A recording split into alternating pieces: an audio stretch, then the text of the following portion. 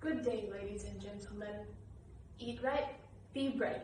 Nutrition is the key to preventing growth and development issues, but this slogan is easier said than done. Issues surrounding child growth and development have long haunted countries for centuries.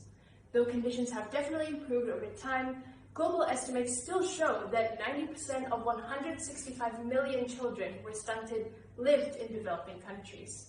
Analysis has shown that children living in food-insecure households and have limited or no access to clean drinking water are at higher risk of stunting. Healthy child growth and development is also associated with factors such as the mother's age and education, residence, and wealth.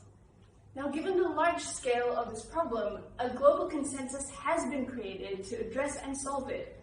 But why is stunting still a prevalent issue, especially in developing countries? Well, one of the key differences between developing countries like Indonesia and developed countries is the form and scale of the implementation of these strategies.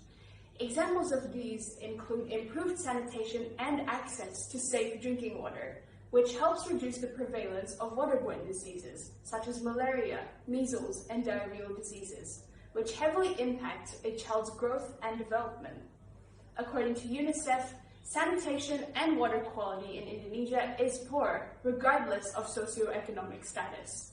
The use of these systems are also unequal, signifying a huge gap in the lowest and highest of wealth tiers. Apart from that, countries with a lower rate of stunting have catered to the living conditions of families by improving access to health care, supporting nutrition and food security, as well as adequate housing. The period after childbirth represents a critical time in a baby's growth. Thus, it's important that the baby is enriched with the nutrients it needs.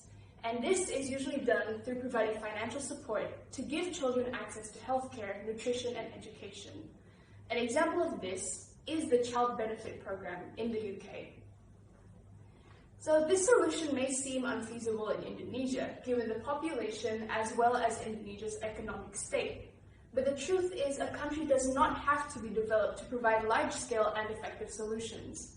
In a study assessing methods which contribute the most change in developing countries, it was found that the change was largely influenced by improvements in maternal education, nutrition, and care of the mother and child. Indonesia has focused on providing access to education, especially towards families surrounding child development issues. Here in Indonesia, a local organization has distributed heights to measure heights of children from 9 to 24 months and lists notable information to prevent stunting. Through this, parents learn more about finding the right nutrition, which leads to the flourishing of children. So, ladies and gentlemen, what else can we do to dramatically decrease stunting? Both the Kyrgyz Republic and Peru are examples of developing countries which have both achieved dramatic declines in stunted growth as a result of poverty reduction by adopting anti-poverty policies, resulting in a domino effect.